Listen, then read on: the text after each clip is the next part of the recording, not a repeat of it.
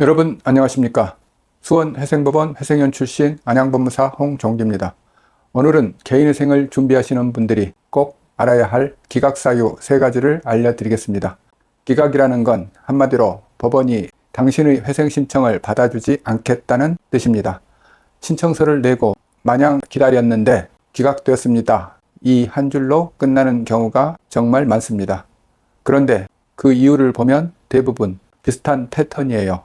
오늘 말씀드리는 3가지 꼭 기억하셔야 합니다. 이 중 하나라도 걸리면 개인회생은 거의 기각됩니다. 첫 번째 이유는 재산을 숨기는 경우입니다.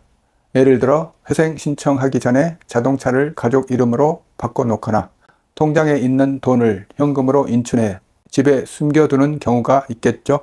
이 정도면 괜찮겠지 생각하시는데 절대 아닙니다. 법원은 국세청, 은행, 자동차 등록, 부동산 등 모든 자료를 확인합니다. 한마디로 다 들통납니다.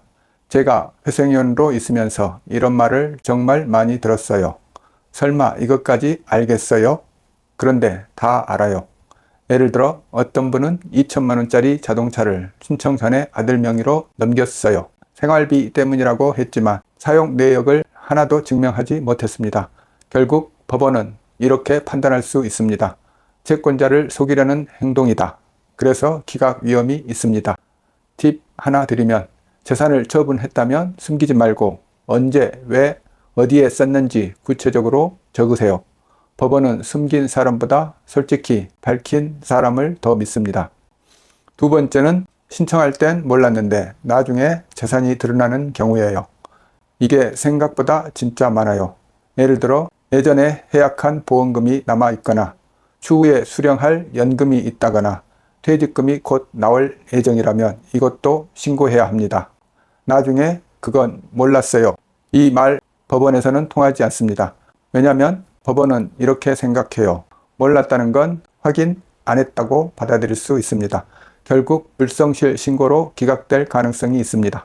그래서 회생 신청 전에는 반드시 확인하세요.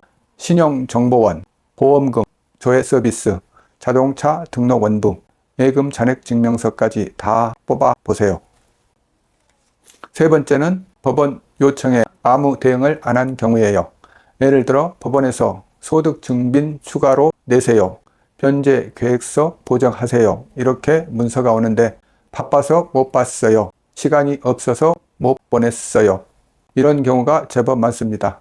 정해진 기한 안에 서류를 내지 않으면 성실하지 않다는 이유로 기각됩니다. 법원은 이렇게 생각합니다. 돈이 없어서가 아니라 의지가 없는 거다. 보정명령이 나오면 바로 대응하는 게 중요합니다. 자, 오늘 말씀드린 3가지 다시 정리해 볼게요. 첫 번째, 재산을 숨긴 경우. 두 번째, 뒤늦게 재산이 드러난 경우. 세 번째, 법원 요청이나 변제금 납부를 무시한 경우. 이 중 하나라도 있으면 개인회생은 기각될 수 있습니다.